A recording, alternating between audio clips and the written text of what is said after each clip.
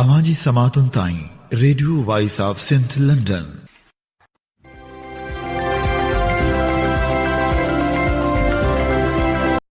Radio Voice of Sindh London तां programme पेश कजे थो ख़बरनि जी दुनिया। 6 अगस्त अंगारे जे ॾींहुं प्रोग्राम ख़बरनि जी दुनिया साण करे आऊं अव्हांजो मेज़बान हबीब लगारी। सभ खां पहिरियां पेश कयूं था ख़ासि ख़बरूं।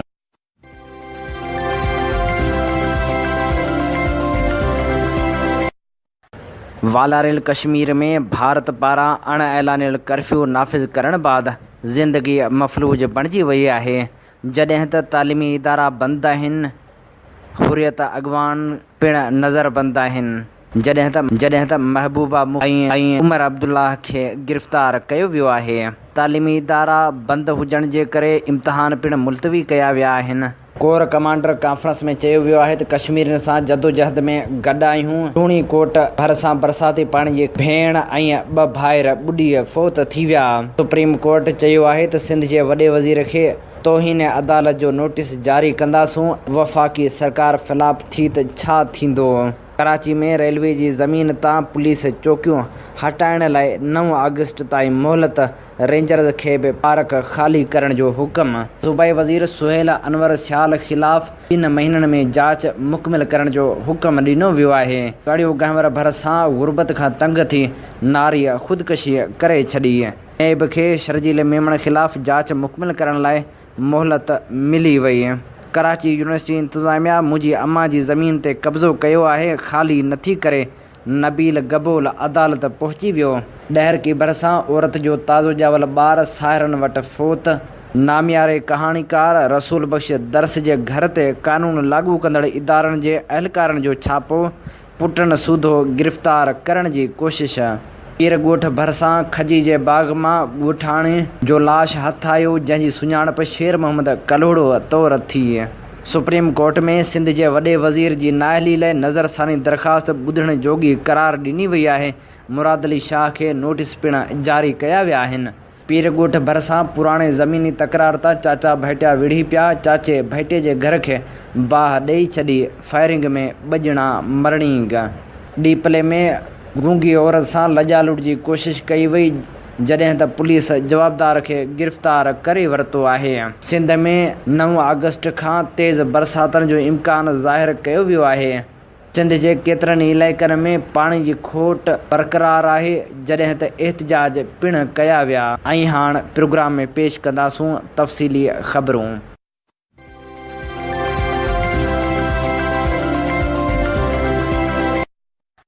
फिरदौस आशिक़ अहवान चयो आहे त कश्मीर में भारत हर घर ॿाहिरां 10 फ़ौजी बिहारे छॾिया आहिनि, तंहिंजे करे ज़िंदगी मफ़लूज बणियल आहे। भारतीय फ़ौज ज़ुल्म जी इंतिहा करे छॾी आहे। हुन चयो त पाकिस्तान कश्मीरियुनि सां गॾु आहे। अमरीकी नाइब परॾेही सलाहकार एलिज़ वेल्स पाकिस्तान पहुची वई आहे। कोर कमांडर कॉन्फ्रेंस में कश्मीर मसइले ते भारतीय क़दमनि खे रद्द करण लाइ हुकूमती क़दमनि जी मुकमिल हिमायत जो इज़हार कंदे चयो वियो आहे त पाक फ़ौज जी क़ौम जाइज़ जदोजहद में कश्मीरियुनि सां गॾु बीठल आहे। पंहिंजी ज़िम्मेवारी निभाइण लाइ आख़िरी हद ताईं वेंदासीं। आर्मी चीफ जनरल क़मर जावेद बाजवा जी सरबराही में कोर कमांडर्स कॉन्फ्रेंस दौरान कश्मीर में भारतीय सरकार जे गैर क़ानूनी क़दमनि ऐं LOC ते भारतीय अॻराइनि जो जाइज़ो वरितो वियो। सुप्रीम कोर्ट रेंजर्स खे कराची में पार्क ख़ाली करण जो हुकुम ॾींदे पुलिस चौकियूं ख़तमु करण लाइ 9 अगस्त ताईं मोहलत ॾेई छॾी आहे। सुप्रीम कोर्ट कराची रजिस्ट्री में सर्कुलर रेलवे जी बहाली ऐं रेलवे जे ज़मीननि ते कब्ज़ा हटाइण वारे मामले ते ॿुधणी थी, जंहिं दौरान रेंजर्स जे लॉ ऑफिसर अदालत खे आगाह कयो त रेलवे जी ज़मीन ते रेंजर्स जूं चौकियूं हुयूं, उहे हटायूं वयूं आहिनि। अदालत PACHS ब्लाक जो पार्क रेंजर्स खां ख़ाली कराइण ऐं ब्लाक 6 मां रेंजर जूं रंडकूं हटाइण जो हुकुम ॾेई छॾियो। सिंध हाई कोर्ट सुहेल अनवर सियाल ख़िलाफ़ जांच 2 महीननि में मुकमिल करण जो हुकुम ॾींदे संस अबूरी ज़मानत में वाध करे छॾी आहे। ॿुधणी दौरान नेब प्रोसिक्यूटर अदालत खे आगाह कयो त सुहेल अनवर सियाल ख़िलाफ़ इंक्वायरी जारी आहे, जंहिंखे मुकमिल करण लाइ वक़्तु घुर्बल आहे। अदालत पुछियो त तव्हांखे केतिरो वक़्तु घुरिजे, जंहिं ते नेब प्रोसिक्यूटर चयो त इंक्वायरी मुकमिल करण लाइ 4 हफ़्ता घुर्बल आहिनि। अदालत चयो त असां तव्हांखे 2 महीननि जी मोहलत ॾियूं था, जवाबदार ख़िलाफ़ जांच मुकमिल करे वठो। अदालत सुहेल अनवर सियाल जी अबूरी ज़मानत में 2 महीननि ताईं वाध करे छॾी। लूणीकोट भरिसां बरसाती पाणी जी खॾ में ॿुॾी वियल भेण खे बचाइण दौरान 2 भाइर बि ॿुॾी फ़ौत थी विया। लूणीकोट थाणे जी हद में रांदि खेॾण दौरान 6 सालनि जी नीगरी सलको ख़ातून बरसाती पाणी जी खॾ में किरी पई, जंहिंखे बचाइण लाइ 2 भाइर 9 वरियनि जे गुलशेर ऐं 7 सालनि जे नसीर बि खॾ में टिपो ॾिनो। नीगरीअ खॾ में गोता खाई ॿुॾी फ़ौत थी वई, जॾहिं त भेण खे बचाइण जी कोशिश दौरान 2 भाइर पिणु ॿुॾी ज़िंदगी वञाए वेठा। कड़ियो गमर भरिसां गुरबत खां तंग थी शादीशुदा औरत कमला ज़ाल चेतन कोहलीअ ख़ुदकशी करे छॾी। Sindh high court Karachi university जी इंतिज़ामिया तरफ़ां नबील गबोल जी ज़मीन ते मुबियाना कब्ज़े ख़िलाफ़ धुरियुनि खे नोटिस जारी करे छॾिया। अदालत DC ओभर कराची यूनिवर्सिटी इंतिज़ामिया रेवेन्यू खातो ऐं ॿियनि वाॻियल धुरियुनि खे नोटिस जारी कंदे 6 हफ़्तनि खां रिपोर्ट तलब करे वरिती आहे। दरख़्वास्त में नबील गबोल मौक़िफ़ इख़्तियार कयो त मुंहिंजी वालदा जी 4 एकड़ ज़मीन ते कराची यूनिवर्सिटी तरफ़ां कब्ज़ो कयो वियो आहे। केतिराई भेरा दरख़्वास्तूं करण बावजूदु यूनिवर्सिटी इंतिज़ामिया प्लाट ख़ाली नथी करे। ॾहरकी में ज़ुल्म जी इंतिहा। मुड़ुस जे ज़ुल्म खां तंग थी मुड़ुस जो घर छॾे पीउ माउ वटि रहंदड़ ॻोरारी औरत खे 1 ॾींहुं अॻु पुटु ॼाओ। मुड़ुस जा वालदेन 1 ॾींहं जो ताज़ो ॼावल ॿार पुटु इलाज बहाने खणी विया। ॿारड़ो फ़ौत थियण बाद ॿार खे माउ वटि फिटो करे लाश दफ़नाइण खां रोके छॾियो।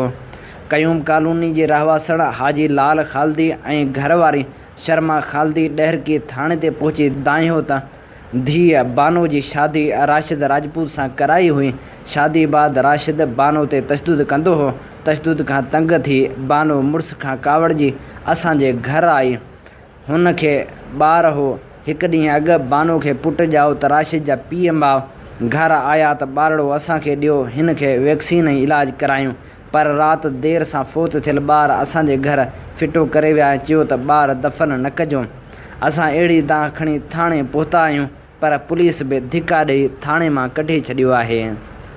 सुप्रीम कोर्ट कराची जे अलादीन पार्क वटि फलाही प्लाटनि जी गैर क़ानूनी अलाटमेंट जे हवाले सां नेब खे जांच करण जो हुकुम ॾींदे रेवेन्यू खाते खे रिकॉर्ड समेत पेश थियण जो हुकुम ॾेई छॾियो आहे। राति देरि सां ठठे ज़िले जे झंपीर, झिरक ऐं कींझर समेत मुख़्तलिफ़ थाणनि जी पुलिस क़ानून लागू कंदड़ अहलकारनि झंपीर वटि सिंध जे नामियारे कहाणीकार ऐं सिंधी अदबी संगत जे अॻवान रसूल बख्श दरस जे घर ते चढ़ाई कई। रसूल बख्श दरस खे पुटनि समेत गिरफ़्तार करण जी कोशिश कई वई। अदीब रसूल बख्श दरस ॿुधायो त राति जी ऊंदाही में क़ानून लागू कंदड़ इदारनि जे अहलकारनि घर ते चढ़ाई करे पुटनि सूधो गिरफ़्तार करण जी कोशिश कई, जंहिं दौरान गैर मुनासिब लहजो इख़्तियार कयो वियो ऐं अहलकार सख़्तु अंदाज़ में सुवाल जवाब कंदा रहिया। ॿिए तरफ़ अदीबनि, सियासतदाननि ऐं सुञाण धुरियुनि रसूल बख्श दरस जे घर ते चढ़ाई जी सख़्तु लफ़्ज़नि में मज़मत कंदे मुतालबो कयो आहे त चढ़ाई कंदड़ अहलकारनि ख़िलाफ़ सख़्तु क़ानूनी कार्रवाई कई वञे। पीर ॻोठ भरिसां खजी जे बाग़ मां ॻोठाणे जो तशदुद थियल लाश मिलियो, जंहिंजी सुञाणप सदर जी भिटियूं वासी शेर मोहम्मद कलहुड़ो तौरु थी। लाश पोस्टमार्टम बाद वारसनि हवाले कयो वियो। घोसपुर जे गर्ल्स हाई स्कूल जे एडमिनिस्ट्रेटर नूरजहां मल्क जे मुबियाना ज़्यादतियुनि ख़िलाफ़ फ़रीद बानो पंहिंजे मुड़ुस समेत प्रेस क्लब पहुची एहतिजाज कयो। जरवार भरिसां ॻोठ इख़्तियार वेसर में मुड़ुस सां झेड़े सबबि 32 सालनि जी फ़ीज़ाना ज़ाल शफ़क़त कावड़ में अची ज़हरीली दवा पी छॾी, जंहिंखे इस्पताल आंदो पए वियो त फ़ौत थी वई। नाले वारी लोक फ़नकारा निघत नाज़ बासरनि पारां हिरासा करण ऐं मासूम ॿारनि खे अगवा करण जूं धमकियूं मिलण ख़िलाफ़ इंसाफ़ लाइ प्रेस क्लब पहुची एहतिजाज कयो। हुन चयो त मारवी टाउन कासिमाबाद जे रहवासण लोक फ़नकारा आहियां पाड़े में रहंदड़ बासर बिना जवाज़ तंग कंदा रहनि था। हुन चयो त इंसाफ़ न मिलियो त ॿारनि समेत पाण खे बाहि ॾेई छॾींदसि। पीर ॻोठ भरिसां ज़मीन जी मालिकी तां झेड़े दौरान चाचे भाइटे जो घर साड़े छॾियो। दरगाह बाग अली शाह वटि ज़मीन जी मालिकी तां झेड़े में चाचे शबीर सोलंगी मुबियाना तौरु पंहिंजे भाइटे सुहेल सोलंगी जे घर खे बाहि ॾेई छॾी, जॾहिं त उन दौरान फायरिंग में सुहेल सोलंगी ज़ख़्मी थी पियो ऐं औरत ज़ाहिदा सोलंगी पिणु झेड़े दौरान ज़ख़्मी थी पई। डीपले में हिकु जवाबदार 35 सालनि जी औरत खे मुबियाना तौरु लॼा लूट जी कोशिशि कई त पाड़े वारनि ॾिसी वरितो। इतला ते पुलिस पहुची लॼा लूट जी कोशिशि कंदड़ जवाबदार खे गिरफ़्तार करे वरितो, जॾहिं त पुलिस केस दाख़िल करे जांच शुरू करे छॾी। सिंध में 9 अगस्त खां मुख़्तलिफ़ इलाइक़नि में तेज़ बरसातनि जो इम्कानु आहे, जंहिं करे सूबाई आबपाशे खाते अलर्ट जारी कंदे खाते जे ऑफिसरनि जूं मोकलूं रद्द करे छॾियूं आहिनि। जॾहिं त मौसमियात खाते ॿुधायो आहे त बंगाल नार में बरसातनि वारो हिकु ॿियो सिस्टम ठही रहियो आहे, जंहिंजो रुख़ सिंध ॾांहुं आहे। बरसाति वसाईंदड़ इहो सिस्टम 9 अगस्त ते ओभर खां पाकिस्तान में दाख़िल थींदो, जॾहिं त बरसाति जे अॻु थियण बावजूदि इंतिज़ामिया अञा ताईं के बि तकिड़ा क़दम नाहिनि खयां। हैदराबाद में बीठल पाणी अञा ताईं निकाल न थी सघियो आहे, जंहिं करे रहवासी ॾुखियाईनि खे मुंहुं ॾेई रहिया आहिनि। ककड़ में आबादगारनि मुनीर बिरोही, अली मोहम्मद नाइच, सजण हिंगोर जो ऐं ॿिनि जी अॻुवाणी में फोरेल वाह ते सरकारी मुलाज़िम ऐं ॿिनि तरफ़ां अॾावतूं करणु तोड़े पाणी जी खोट ख़िलाफ़ु एहतिजाजी मुज़ाहिरो कयो। लतीफ़ यूनिवर्सिटी जे मुलाज़िमनि खे अञा ताईं पघारूं न मिलियूं आहिनि, जंहिं करे हुननि डॉक्टर ग़ुलाम अली मल्लाह, डॉक्टर इख़्तियार अली घुमरो ऐं ॿिनि जी अॻुवाणी में एहतिजाजी मुज़ाहिरो कंदे मुतालबो कयो त ईद खां अॻु समूरियूं पघारूं ॾिनियूं वञनि। मीरो खान भरिसां ॻोठ रईस अब्दुल हक़ खोसो जे रहवासियुनि बॉइज़ प्राइमरी स्कूल में 2 सालनि खां उस्ताद न मिलण ख़िलाफ़ु मंज़ूर खोसो, नहमतुल्लाह खोसो, मीर गुल ऐं ॿिनि जी अॻुवाणी में एहतिजाजी मुज़ाहिरो कयो। हैदराबाद में पैरामेडिकल स्टाफ एसोसिएशन तरफ़ां मुतालबनि जी मंजता लाइ अब्दुल गफ़ार मेमण, सुहेल अहमद ऐं ॿिनि जी अॻुवाणी में एहतिजाजी मुज़ाहिरो कयो। मिठी में प्यार जो परणो न कराइण तां ख़ुदकशी जी धमकी ॾींदड़ पुलिस एहलकार भीमू भील खे क्वार्टर घाट कयो वियो आहे। कोटड़ी साइट में पीअण जे पाणी जो बहिरान ज़िले इंतिज़ामिया जे वाइदनि बावजूदि ख़तमु थी न सघियो आहे, जॾहिं त वाटर सप्लाई स्कीमूं नाकारा ऐं टैंकर महांगा हुजण ख़िलाफ़ु काल्ह सिकंदराबाद कॉलोनी जे रहवासियुनि रैली कढी DC ऑफिस ऐं कोटड़ी फाटक जे ओवरहेड ब्रिज ते एहतिजाजी धरणा हंया। आमिर सियाल, शाकिर मसीह, राजा सियाल, साजिद कोरेजो ऐं ॿियनि मुतालबो कयो त 1.5 महीने खां ज़िले इंतिज़ामिया टैंकरनि ज़रिए पैसनि ते मिलंदड़ पाणी बि बंदि कराए छॾियो आहे, जंहिं सबबु अज़ाब भोॻे रहिया आहियूं। हुननि मुतालबो कयो त जल्द खां जल्द पाणी फ़राहम करे असांखे मुश्किलातुनि खां बचायो वञे। ख़ैरपुर में फैज़ाबाद जे अगवाबाद 19 ॾींहं क़ैद करे लॼा लूट जो निशानो बणायल न्याणी सां पुलिस ते इंसाफ़ नाहे कयो, पर गिरफ़्तार जवाबदारनि खे बि आज़ादु करे छॾियो आहे।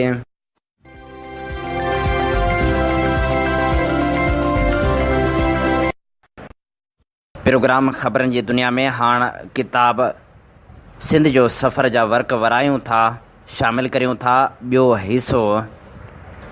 5 तारीख़ दरिया जे छोड़ वटां अची असीं सिंधु नदीअ में घिड़ियासूं ऐं 6 तारीख़ वेकर खां 4 माइलनि जे मुफ़ासिले ते पहुतासूं, जिते दरिया जे खाॿे किनारे ते हिकु निढड़ो ॻोठ हो।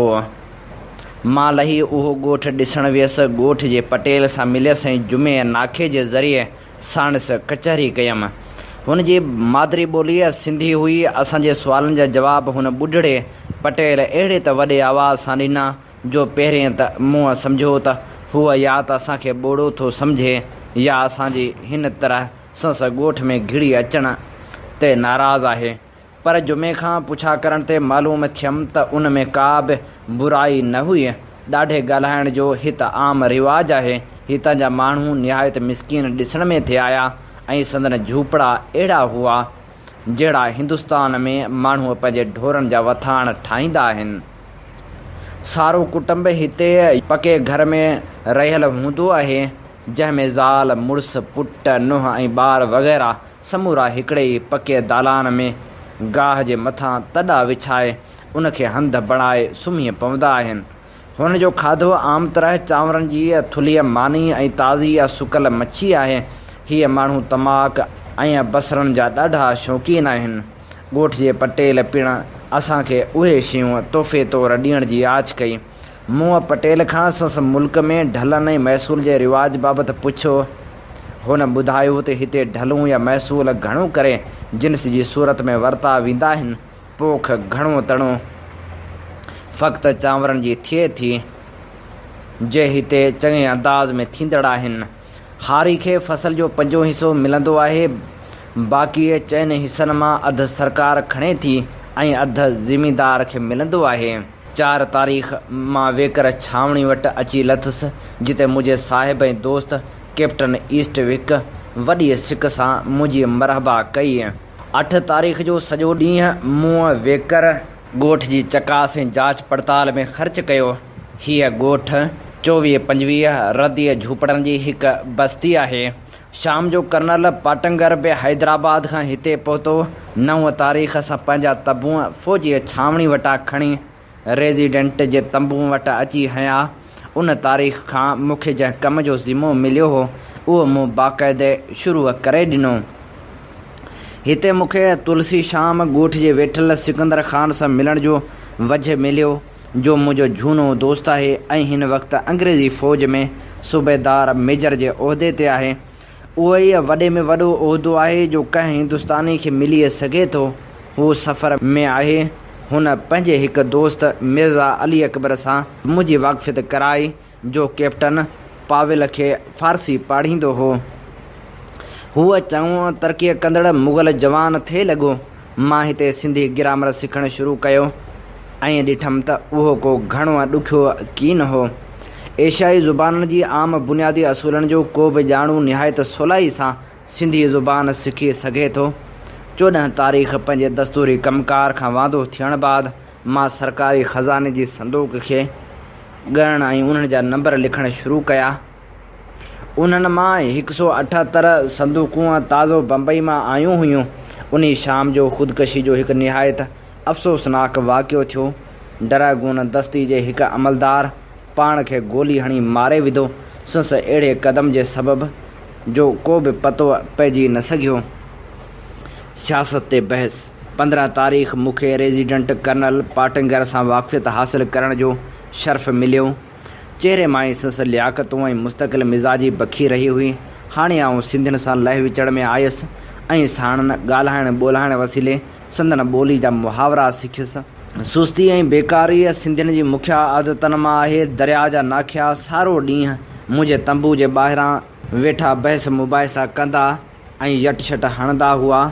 आम तरह हिननि जी गुफ़्तगू जा मौज़ू सरकारी मामला ई हूंदा हुआ।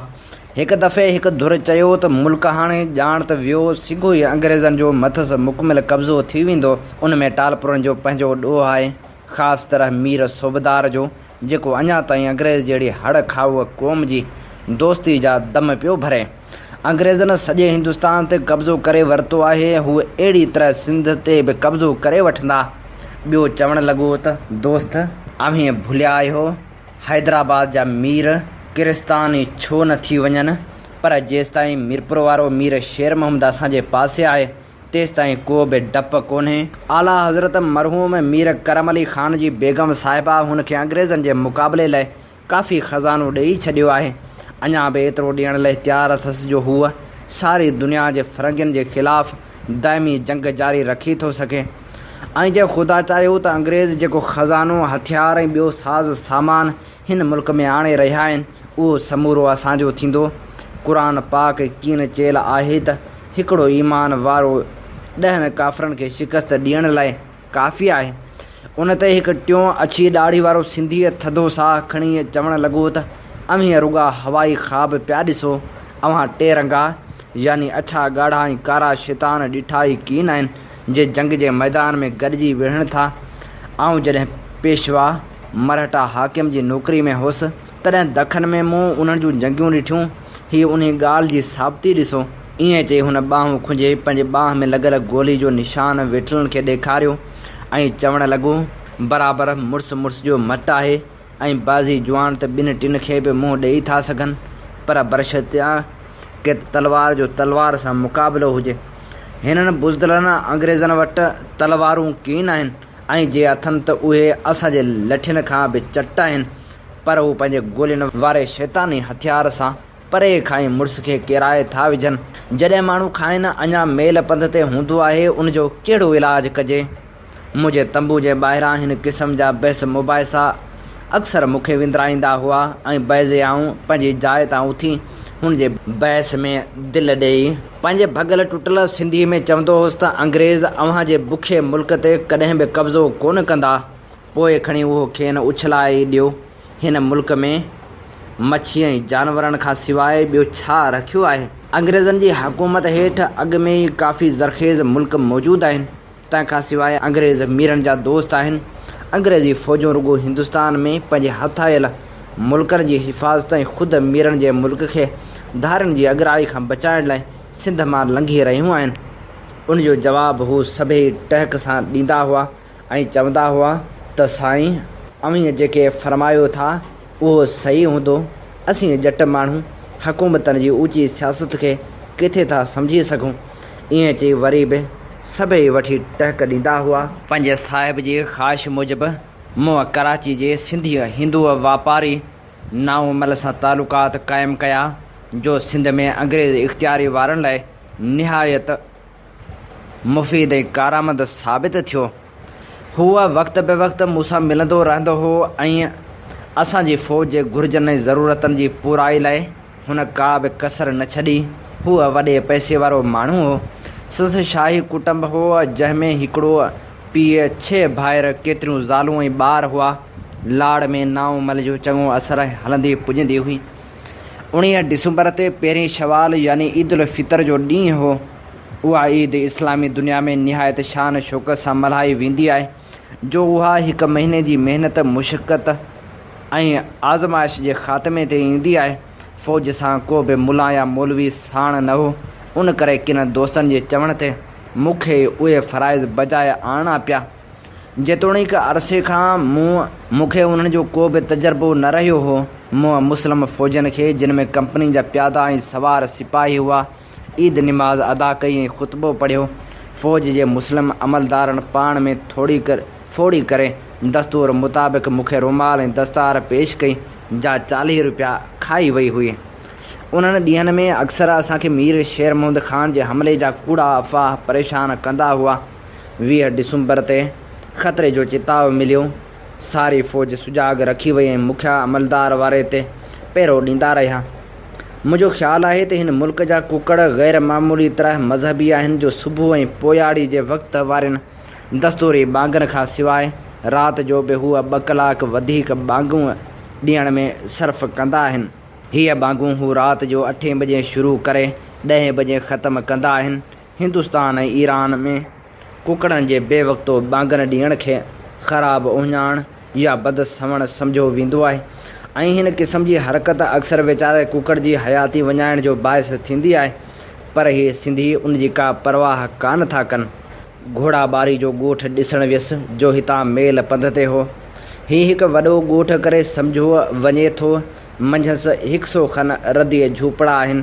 सियारे जी हिन मौसम में हिन टुकर में दरिया फ़क़्ति 1.5 पुर मस ऊन्हो आहे ऐं संदसि वेकर बि आम तरह 250 खन वालनि खां मथे न आहे।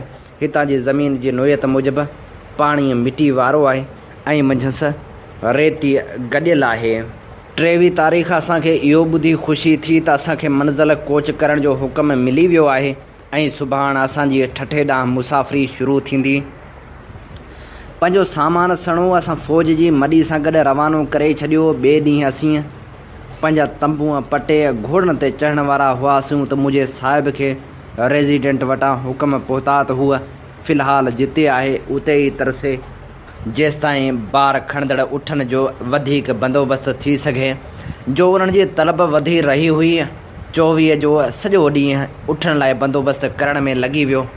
पर कुझु कमु ॿिए ॾींहुं बि करिणो हो। ऐं उन राति कैप्टन एस्टविक सां संस तंबूअ में सुम्हियसि। राति जो ॾाढो सीउ पियो। अहिड़ी थधि हिंदुस्तान में मूं अॻु किथे बि महसूसु न कई हुई। हींअर असां ॾाढी अकेलाई पिया महसूसु कई जो हिकु ॾींहुं अॻु असीं 10,000 माण्हुनि जे शाही फ़ौज जे विच में हुआसीं ऐं अॼु असां सां फ़क़्ति 2 पटेवाला ऐं 2 सिंधी साण हुआ। असांखे पंहिंजनि उन्हनि चइनि नौकरनि ते ॾाढो रहम पिए आयो जे सीउ में ॾकी रहिया हुआ। असांखे हिन चयो त हू बि असांजे तंबूअ में अची सुम्हनि, पर हुननि उनखे बेअदबी सम्झी ईअं करण खां इनकार कयो ऐं सारी राति तंबू जे ॿाहिरां कनात वटि पिया रहिया। उहो सारो ॾींहुं कमु करण खां पोइ असां वटि लिकीअ खाधे लाइ कुझु हो न। पचाइण वारो नौकर हो जो असांखे पंहिंजी बुख जी बाहि उझाइण में मदद करे सघे। ख़ुशकिस्मती सां मूंखे कुझु कतल हथ अची वई। कुझु पैसा ॾेई चांवरनि जी सिंधीअ ॾोढे जो अधु वठी आयुसि, जंहिंसां असां पंहिंजो पेट भरियो। मूं ऐं एस्टविक साहिबु ॾाढे शौक़ सां कतल सां मानी खाधी। मूंखे त अहिड़ो मज़ो आयो जहिड़ो मूंखे वरी लंडन जी मेवार्ट होटल जे खाधनि में मिलियो। कैप्टन ईस्टविक ईसाई दस्तूर मूजिबि मानी खाइण खां पोइ ख़ुदा जा शुक्राना मञा ऐं मूं बि पंहिंजे रब जा थोरा मञा जो असांजे ऐबनि खे नज़रअंदाज़ करे हमेशह असांजूं घुर्जूं पूरियूं कंदो रहे थो। उनखां पोइ मूं पंहिंजे रफ़ीक जी आज़माइश वठण लाइ खेसि चयो त असांखे अहिड़े ख़राबु खाधे लाइ ख़ुदा जा शुक्राना न मञणु खपनि। ईअं कंदासूं त हू कॾहिं बि असांखे चङो खाधो न ॾींदो। उन ते कैप्टन ईस्टविक मुश्किल चवणु लॻो, अवल उहो साबित थियणु घुरिजे त असांखे जेको मिलियो हो सो ख़राबु हो, पोइ वधीक बहस करे सघिबो। उन तरह गाॾियुनि में वक़्तु काटींदा रहियासीं ताजो हुनखे निंड वठी वई ऐं पोइ आउं बि पंहिंजो चरोट पी वञी बिस्तरे ते लेटियसि। अव्हां ॿुधी रहिया हुआ सिंध जो सफ़र, जेको किताबु लिखियलु आहे लुत्फ़ुल्लाह जो ऐं जंहिंजो तर्जुमो कयो आहे कादर बख़्श निज़ामाणी।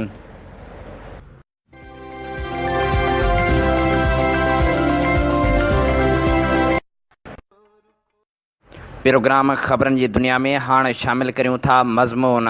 इहो मज़मून लिखियलु आहे वसतुल्ला ख़ान जो, जंहिंजो उनवान आहे भारत खे 5 अगस्त कॾहिं बि हज़म न थींदी। नेठि 5 अगस्त 2019 ते कश्मीर मसइलो 71 सालनि खां पोइ हल थी वियो। समूरो मुंझारो ख़तमु, समूरा पर्दा छिजी पिया।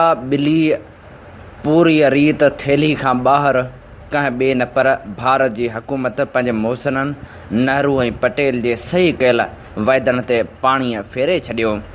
जेके जेके दस्तावेज़ उन पाणी में आला थिया उन्हनि में महाराजा हरी सिंह ऐं Indian governor general Mountbatten जे विच में 26 अगस्त 1947 ते थींदड़ अलहाक मुआहिदो बि आहे, जंहिंमें दिफ़ा परॾेही मामरा ऐं करंसी खे छॾे बाक़ी समूरनि मामरनि में रियासत जम्मू ऐं कश्मीर जी आइन साज़ असेंबली जे क़ानूननि खे बालादस्त क़बूल कयो वियो। गॾियल क़ौमनि वोटनि बाबति जेके करारदादूं पंडित नेहरू जे इसरार ते मंज़ूर कयूं, काल मोदी उन्हनि खे बि टॉयलेट पेपर ठाहिण जी पंहिंजे पारां कोशिशि कई। काल जेको थियो दस्तावेज़ आलो थियो उहो भारत जो आइन आहे, जंहिंजे आर्टिकल 370 ज़रिए जम्मू कश्मीर जी रियासत भारत सां अलहाक जे मुआहिदे खे न फ़क़्ति तहफ़ुज़ ॾिनो वियो बल्कि 1927 जे कश्मीरी शोहरियत जे क़ानून खे बि तहफ़ुज़ मिलियो, जंहिं तहत को बि ग़ैर कश्मीरी रियासत में न मुस्तक़िल रिहाइश जो हक़दार हूंदो नई मिल्कियत ख़रीद करे सघंदो। एसि ताईं जो कंहिं कश्मीरी औरत ग़ैर कश्मीरी मर्द सां शादी कई त औरत जी रियासती शोहरियत बि ख़तमु थी वेंदी। चोथों दस्तावेज़ जिते काल मोदी हुकूमत मौत ॾिनो 1952 जो दहली ठाहे, जंहिं आधार कश्मीरियुनि खे त भारतीय शहरी क़बूल कयो वियो त जीअं उहे भारतीय पासपोर्ट ऐं मिल्कियत जे क़ानून मां फ़ाइदो खणी सघनि। पर उनजो मतिलबु इहो हरगिज़ न हो त उन रियायत जे बदिले कश्मीर रियासत बि भारतीय शहरी खे शोहरत सां नवाज़ींदी। आर्टिकल 370 सदारती हुक्मनामे सबबि ख़तमु थी सघे थो, बिल्कुलु थी सघे थो, पर उनजो तरीक़ो बि उन आइन में मौजूदु आहे। मरकज़ी हुकूमत कंहिं बि सूरत उहो आर्टिकल कश्मीर जी आइन साज़ असेंबली जी रज़ामंदी बिना हिकु तरफ़े तौरु ख़तमु नथी करे सघे, पर कश्मीर जी आइन साज़ असेंबली त 1957 में ख़तमु थी वई। उनखां पोइ रियासत में जेके सूबाई असेंबलियूं अॼु ताईं वजूद में आयूं उन जी हैसियत क़ानून साज़ असेंबली जी त आहे, पर आइन साज़ असेंबली जी कोन्हे। तंहिं करे वालारियल कश्मीर हाई कोर्ट उन बाबति हिकु पटिशन जे फ़ैसिले में लिखियो, आइन साज़ असेंबली जो वजूद ख़तमु थियण खां पोइ आर्टिकल 370 में तब्दीली या रद्द जो बाब मुकमल तौर बंद थी चुको आहे। एसिताईं जो कश्मीर जी का नई आइनी मजलिस आइन साज़ वजूद में अचे जेका मौजूदा आइन जी जाइ नओं आइन ठाहिण जी मजाज़ हुजे। जेकॾहिं आर्टिकल 370 या उन में मौजूदु आर्टिकल A35 में तब्दीली फ़क़्ति हिकु सदारती हुकुमनामे मूजिबि मुमकिन हुजे हा त पोइ BJP बि साल अॻु सुप्रीम कोर्ट में आर्टिकल A35 खे छो चैलेंज करे हा। इन बारे में सुप्रीम कोर्ट जे हतमी फ़ैसिले जो इंतज़ारु करण बिना गुज़िरियल ॾींहुं जहिड़ी रीति आर्टिकल 370 खे रद्द ऐं कश्मीर जी जाग्राफ़ी हैसियत में रदोबदल जो ऐलान कयो वियो, कानून जी नज़र में उन जी हैसियत रद्दीअ बराबरि बि नाहे। बसि एतिरो थियो आहे जो मोदी सरकार जे चहिरे ते फाशिज़म जो मास्क शुरू खां ई लॻल आहे, उन जी चमक वधी वई आहे। गुज़िरियल 24 कलाकनि खां मुंतज़रु आहियां त को कश्मीरी मुस्लमान मोदी हुकूमत जे उन उपाउ खे साराहे। पर हीअं ताईं भारत नवाज़ रहंदड़ अॻूणी वॾी वज़ीर महबूबा मुफ्ती ऐं उमर फारूक अब्दुल्ला ऐं संस वालिद डॉक्टर फारूक अब्दुल्ला जा बयान बि उन नोयत में आया आहिनि ॼण टेई सलाहुद्दीन जे हज़बुल मुजाहिदीन ऐं हुरियत कॉन्फ्रेंस में शामिल थी विया हुजनि। उन खां सवाइ कांग्रेस जे सीनियर कश्मीरी निज़ाद अॻवान मथिएं एवानिया राजा सभा में मुख़ालिफ़ धुर जे क़ाइद ग़ुलाम नबी आज़ाद बि रड़ियूं करे त BJP हुकूमत 5 अगस्त ते भारतीय आइन क़तल करे छॾियो। काल खां मसइलो कश्मीर सिफ़ारत ऐं बहस जे हदनि मां हतमी तौरु निकिरी वियो। हाणे उहो सिधो हिकु उघाड़े क़ाबिज़ ताक़त ऐं वालारियल नई बैठक जो मामिलो आहे। हीअ फाशिज़म ऐं तहज़ीब जी जंग आहे। फाशिज़म जेकॾहिं सम्झाइण सां क़ाइल थी सघे हा त हिटलर जे हथां एतिरी बर्बादी न थिए हा। फाशिज़म जे आॾो ॿई रस्ता हूंदा आहिनि, या त उहो पाण तबाह थी वञे या वरी साम्हूं वारो तबाह थी वञे। हाणे भारत तॾहिं ई मजबूर थी सघे थो जॾहिं कश्मीरी भारतीय कब्ज़े खे एतिरो मुहांगो ठाहे छॾनि जो भारत खे जान छॾाइण में ई फ़ाइदो नज़र अचे। नतीजो कुझु बि निकिरे, तुर्त निकिरे या देर सां, हिकु ॻाल्हि तय त कश्मीर जो भारत जी जाइज़ रियासत ठहिणु मुमकिन ई कोन्हे। भले को बि कानून ठाहियो या आइन में का बि तरमीम करियो, हरामकारी रहंदी। उन बाबति 3 मिसाल तव्हांजी ख़िदमत में पेश आहिनि। 1830 में फ़्रांस अलजाइर ते फ़ौजी कब्ज़ो कयो। 18 सालनि खां पोइ 1848 में फ़्रांस अलजाइर जे मक़ामी माण्हू जे पुछण बिना उनखे फ़्रांस जो अणटुट अंग सूबो करार ॾिनो। गोरा फ़्रांसीसी जितां किथां अलजाइर में आबाद थियण लॻा, उन्हनि खाणनि में कमु करणु शुरू कयो। वॾा ज़रई फार्म ठाहिया ऐं मईशत ते पूरी रीति कब्ज़ो कयो। पर अलजाइर कॾहिं बि फ़्रांस जो कब्ज़ो हज़म न करे सघिया। तंहिं करे 124 सालनि खां पोइ 1954 में अलजाइर फाटी पियो। हुरियत पसंद ऐं क़ाबिज़ फ़ौज जे विच में 8 सालनि ताईं खूनी वेड़ हली, जंहिंमें 1 मिलियन अलजाइरी ऐं 2000 फ़्रांसीसी फ़ौजी मारिया विया। नेठि 1962 में अलजाइर खे आज़ादु करणो पियो। 1975 में पुर्तगाल ओभर तैमूर जे ॿेट तां पंहिंजो कब्ज़ो ख़तमु कयो। 7-8 लख आबादी वारे ओभर तैमूर जी आबादी ईसाई हुई, पर पुर्तगाल जे वीदे ओभर तैमूर ते ताक़तवर पाड़ेसरी इंडोनेशिया कब्ज़ो कयो ऐं 1 साल खां पोइ 1976 में ओभर तैमूर खे इंडोनेशिया जो 27हों सूबो करार ॾिनो वियो। पर तैमूरियन हिमत न हारी ऐं विढ़ंदा रहिया।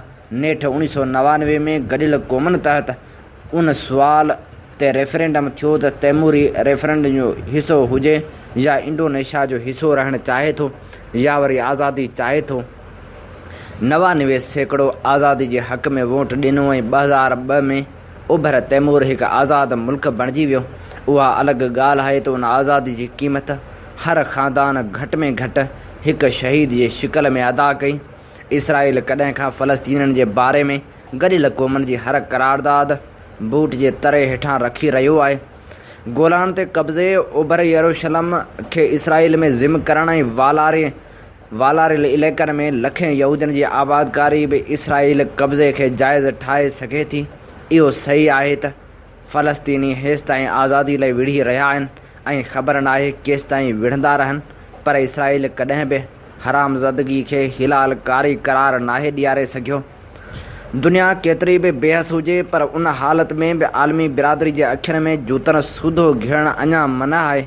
भारत खे 5 अगस्त कॾहिं बि हज़म न थींदी ऐं उहो मुनज़म असांजो ईंदड़ नसल न, हीअ नसल ई ॾिसंदो। हीउ मज़मून हो वसतुल्ला ख़ान जो, जंहिंजो उनवान हो भारत खे 5 अगस्त कॾहिं बि हज़म न थींदी।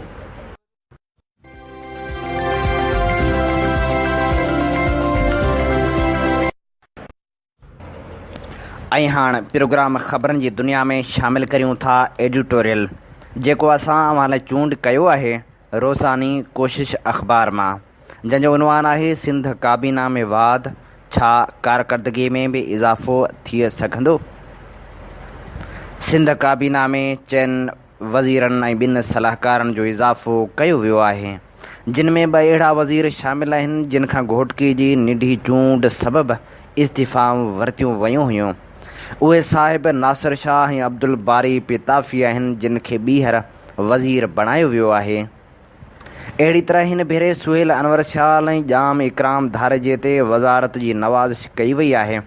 सुहेल अनवर शाह ख़िलाफ़ नेब में आमदनी खां वधीक असासा ठाहिण जी जांच जारी आहे, जंहिंखे पीपी क़यादत कड़ीअ गोरीअ वज़ारत खां महरूम रखियो हो, पर उन गोरी जो असरु घणो वक़्तु हली न सघियो ऐं आख़िरकार ही साहिब ॿीहर सूबाई वज़ीर थी वियो।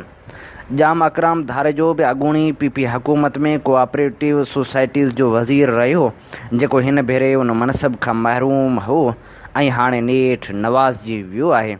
अहम ॻाल्हि त इलेक्शन प्रोसेस दौरान नाहिल थियल निसार खोड़े खे सूबाई सलाहकार बणायो वियो आहे ऐं साॻियो एजाज़ शाह शिराज़ी खे बि मिलियो आहे। हिन खां अॻु इतला हुआ त बंगल ख़ान महर खे ख़ासि मुआवन तौरु सिंध काबीना में शामिलु कयो वेंदो, जेको फ़िलहाल महरूम रहिजी वियो आहे। सुवाल हीउ आहे त छा सिंध काबीना में वाद सां गॾु कारकर्दगी में बि कुझु इज़ाफ़ो थी वेंदो, या उहा सिंध जे ज़ख़्मी वजूद जी सूरत में रत ॻाढ़ींदी रहंदी। हिन वक़्तु सिंध जूं जेके हालतूं आहिनि उहे असां सभिनी जे साम्हूं आहिनि, केरु मञे या न मञे, पर सिंध जो को बि मसइलो हल थींदे नज़र नथो अचे। बुनियादी मसइला बि हल थियण बदिरां वधीक पेचीदा बणिजी रहिया आहिनि, एसिताईं जो सिंध जा माण्हू सफ़ाई सुथराई खां बि महरूम आहिनि। रोड रस्ता ऐं शहर ॿाहिराड़ियूं गंदगी जे वर चढ़ियल आहिनि। मामूली बरसाति सां बदतरीन सूरतहाल पैदा थी वञे थी। यकीनन हीअ म्यूनिसिपल सतह जो मसइलो आहे, पर बदकिस्मती सां हुकूमत बि हिन मसइले खे हल करे नथी सघे। ॿी अहम ॻाल्हि त वज़ारतूं ऐं सलाहकारियूं मेरिट जे बुनियाद ते मिलणु घुरिजनि, न कि ज़ाती पसंदि ऐं अक़रबा परवरी जे बुनियाद ते। असां हिन हवाले सां कुझु मख़सूस माण्हुनि ते एतिराज़ त नथा करे सघूं, पर इहो ज़रूरु पुछी सघूं था त वॾे वज़ीर साहिबु पंहिंजी टीम में जेके वज़ीर ऐं मशीर शामिलु करे रहियो आहे, उहे संस कहिड़ी मदद ऐं मुशावरत करे सघंदा। इम्कान आहे त नासिर शाह खे साॻिया अॻवारा खाता मिलंदा, बारी पिताफ़ी खे बि लाइव स्टॉक मिलंदो। ॿियनि साहिबनि जी ख़बर न आहे कहिड़नि खातनि सां नवाज़ियो वेंदो। असांखे त सिर्फ़ु हुकूमत जी कारकर्दगी जो इंतज़ारु रहंदो, जंहिं लाइ सिंध जा किरोड़े माण्हू सिकी रहिया आहिनि। हिकु ख़्वाबु आहे जेको वरहनि ॾहाकनि खां शर्मिंदा तबीर बणियलु आहे। ख़ुदा जे वास्ते हाणे बहितर हुकुमरानी वारे ख़्वाब जो वधीक खून वहाइण बदिरां उनखे का सुंदर साभियां ॾिनी वञे त जीअं अवाम सुख जो साह खणी सघे। ही हो एडिटोरियल, जंहिंजो उनवान हो सिंध काबीना में वाद, छा कारकर्दगी में बि इज़ाफ़ो थी सघंदो। इन्ही ते ई प्रोग्राम ख़बरनि जी दुनिया जो वक़्तु पंहिंजी पुॼाणी ते पहुचे थो। पंहिंजे मेज़बान हबीब लगारी खे ॾींदा इजाज़त। जॾहिं पेर तेॾहिं ख़ैर, अल्लाह निगहबान।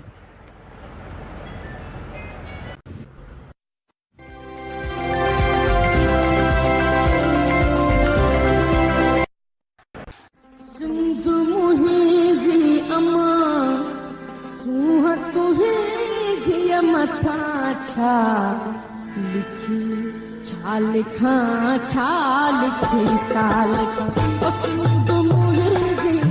दुनिया जा सिंधियो हिक मुठ थी सिंध बचायो।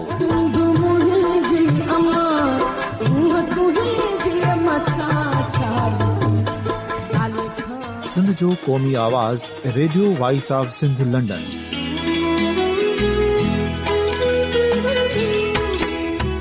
Radio Voice of Sindh London पंहिंजी नशरियात में सिंध जी सियासत, समाज, इक़्तिसादियात, तारीख़, क़ौमी उमंगुनि ऐं अख़लाक़ियात मुतलिक़ सिंध जी हक़ीक़ी तर्जुमानी कंदे प्रोग्रामनि खे असराइतो बणाइण लाइ सिंध जे घण घुरनि ऐं धरतीअ सां प्यार कंदड़ अदीबनि, दानिशवरनि, सहाफ़ियुनि, उस्तादनि, वकीलनि ऐं हर तबिके जे मानवारनि सजणनि खे सिंध में शऊरी इनक़लाब लाइ सहकार जो सॾु ॾियूं था। अचो त गॾिजी सूफ़ियुनि ऐं संतनि वारी सिंध जो ओज हिक मुठ थी वरी वापसि आणण वारे सफ़र जा साथारी बणिजऊं।